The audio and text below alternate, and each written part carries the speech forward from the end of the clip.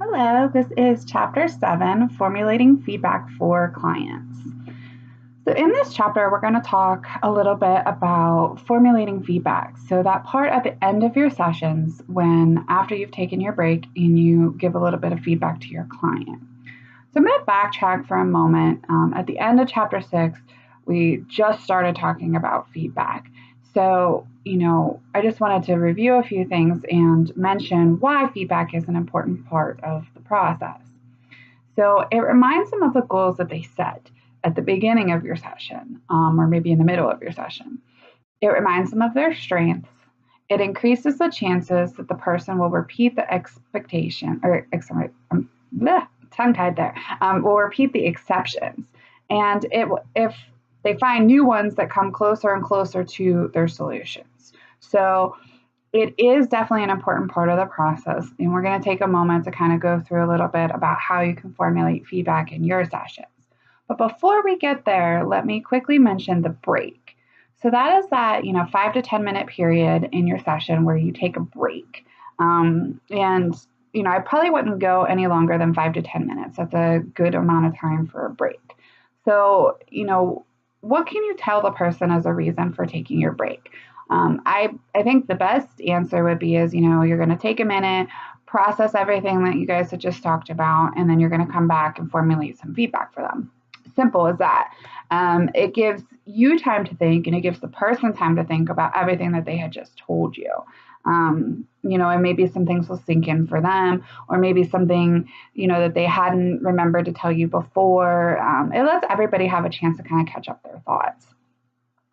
So again, gives you time to think, formulate feedback, and for them, it increases the anticipation and it increases focus.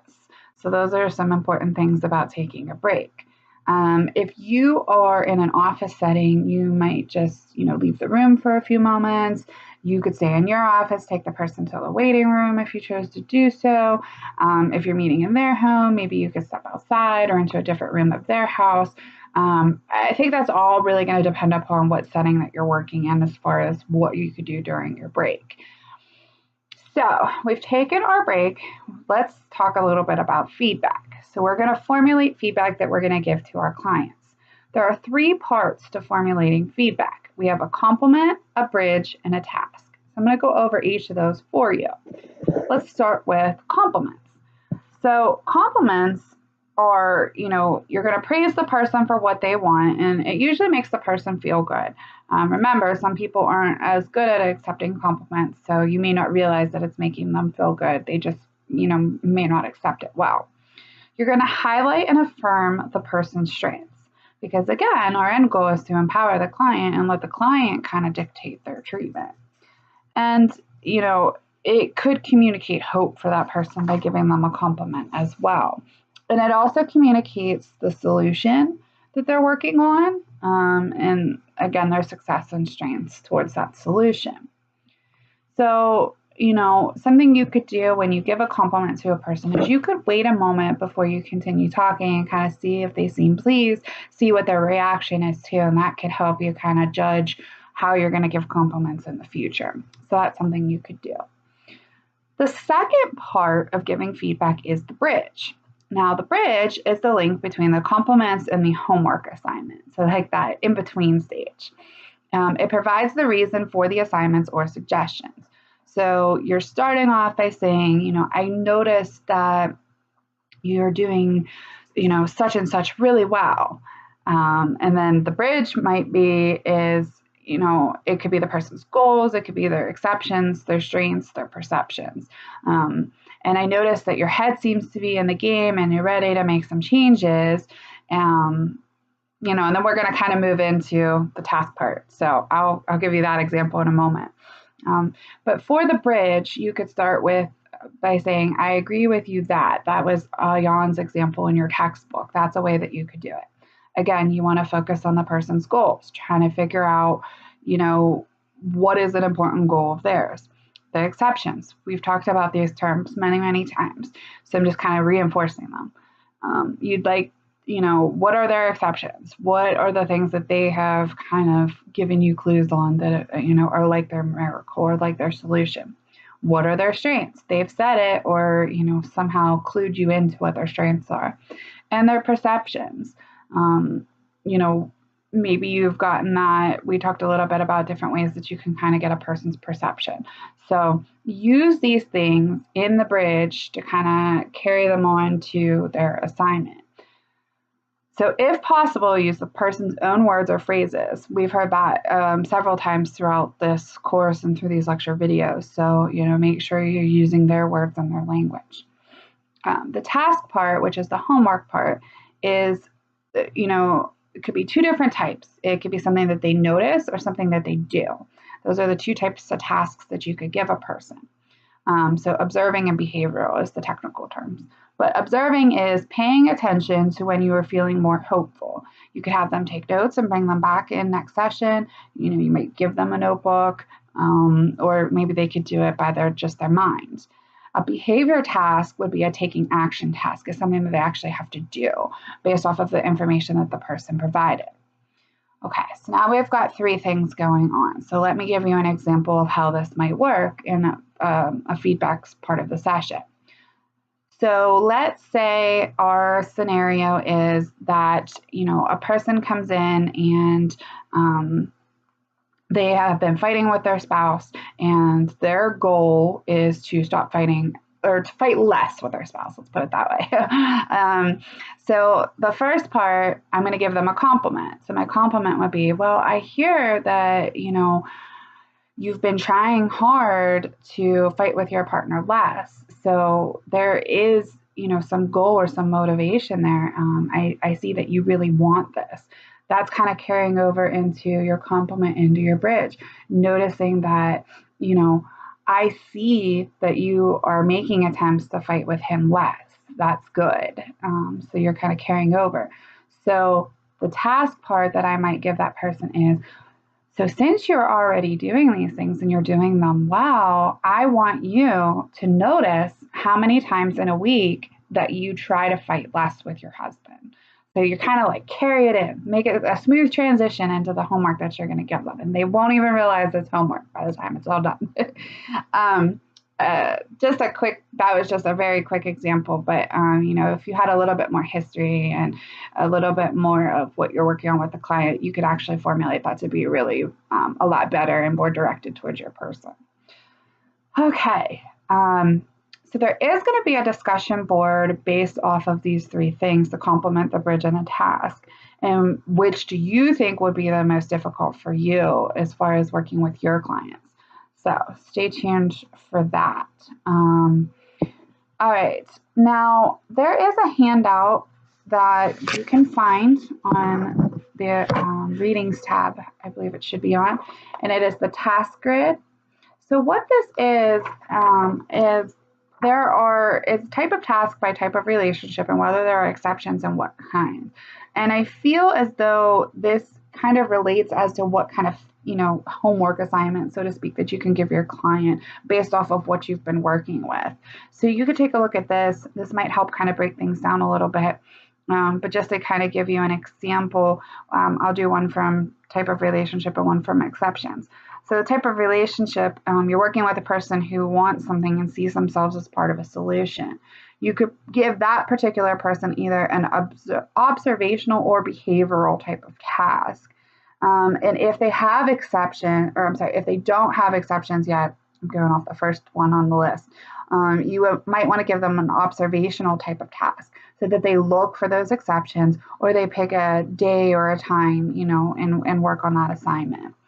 So this might be helpful to kind of get your mind thinking in this type of mindset and thinking about what types of tasks you want to give your clients. And it will help you for your interview as well.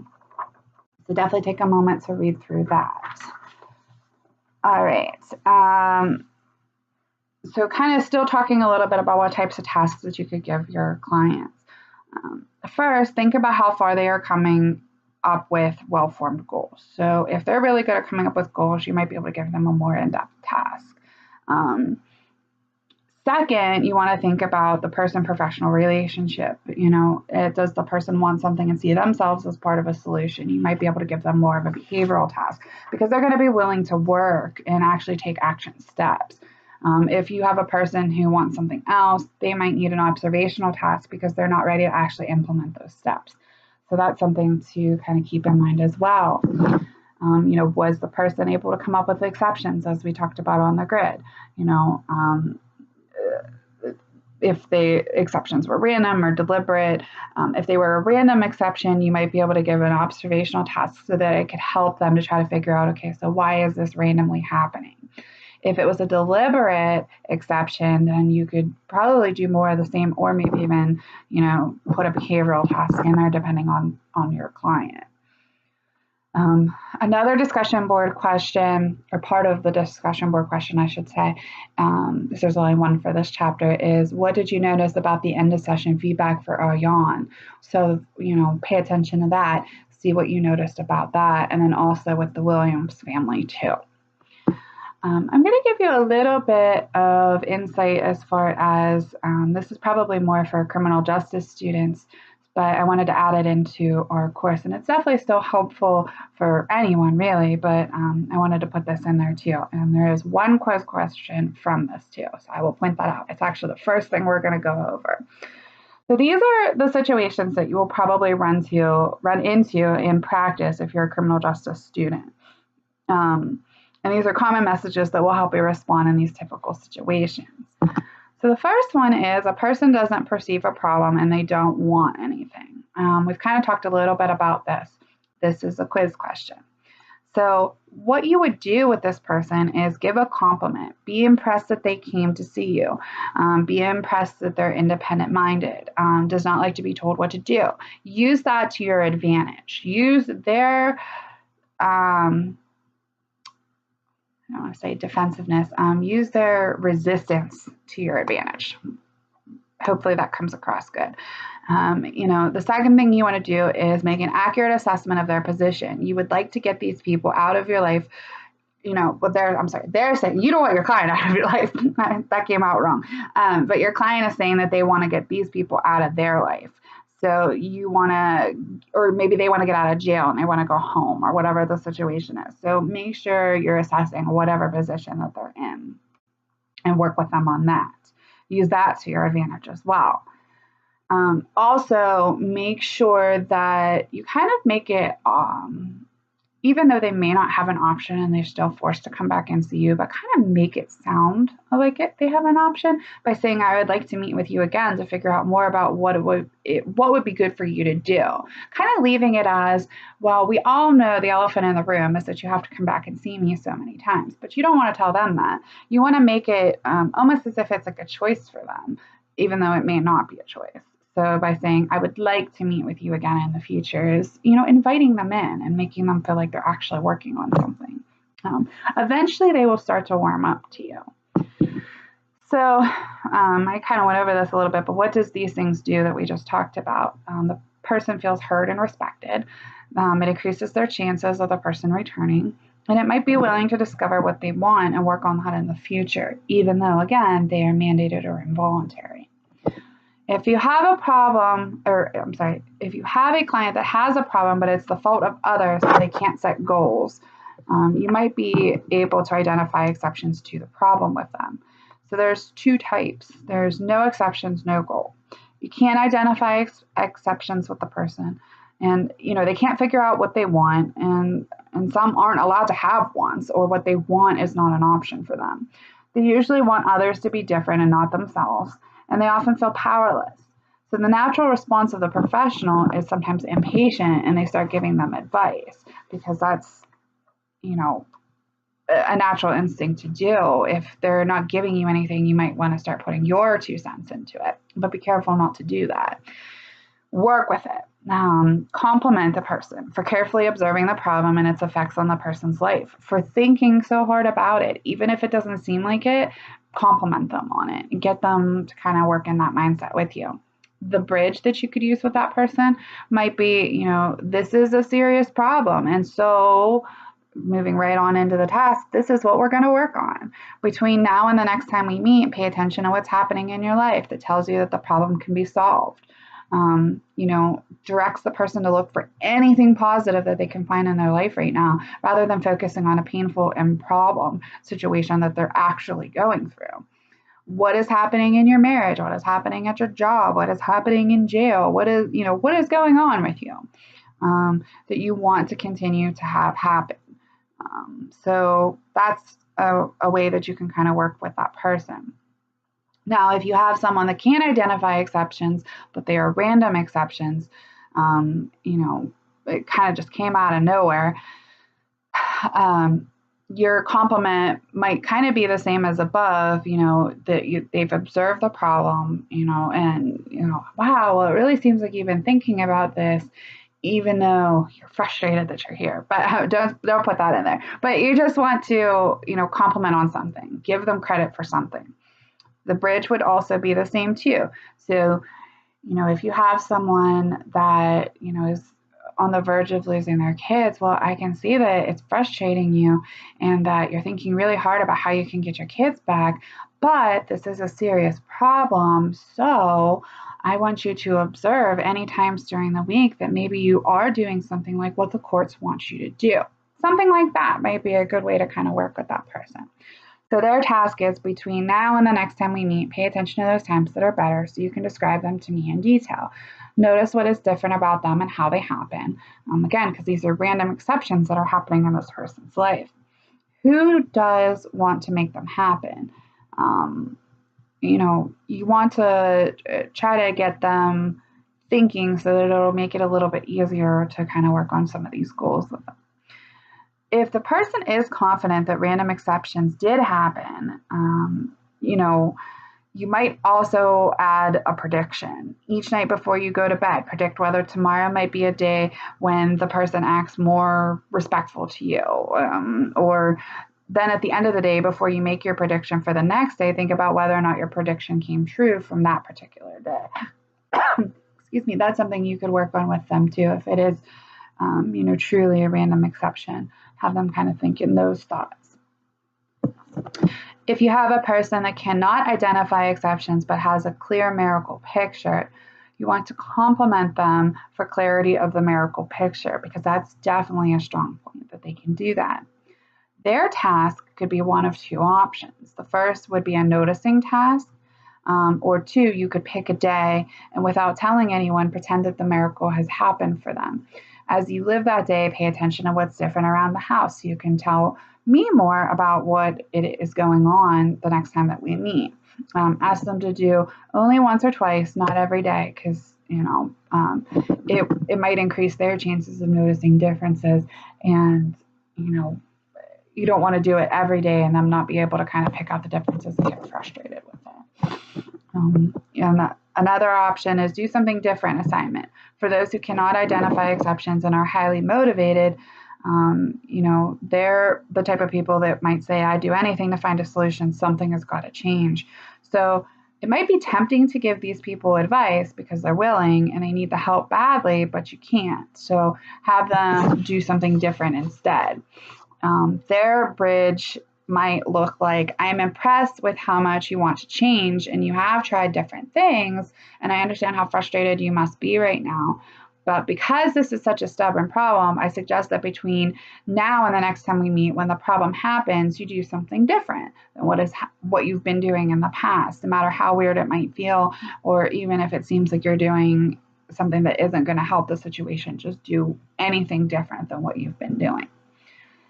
And lastly, we have a person who can identify a deliberate exception and what he or she does to make this happen. So they are moving in the right direction, and this would be kind of like Ayan in our textbook. So their task might look like, I want you to continue to do what works and pay attention to what else you might be doing, but you haven't noticed it yet. That makes things better, and come back and tell me about it.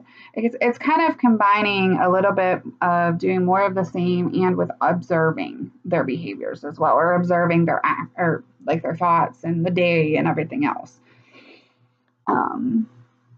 All right, so that's a little bit of work to kind of add into the criminal justice field for specifically working with those that might be mandated or involuntary type clients. So here are some other useful messages for giving feedback to people that you might be working with. The authors use the word compulsions, but I have overcoming urges in my notes here. So this might be useful for people who are trying to overcome urges, whether it be to drink, gamble, food, etc., sex, whatever it is. Their task, you want to pay attention to the times when you overcome the urge to do such behavior. Pay attention to what's different about those times, especially when you are doing something to overcome that urge. Help the person to replicate success and use their strengths. This is definitely very important when you're working with people in any type of addiction type field, because you want to increase that behavior. So whatever is working for them to at least do it for some part, definitely hang on to that. So if you're working with someone who's addressing competing views of the solution for persons who might be torn between two options and they can't really decide,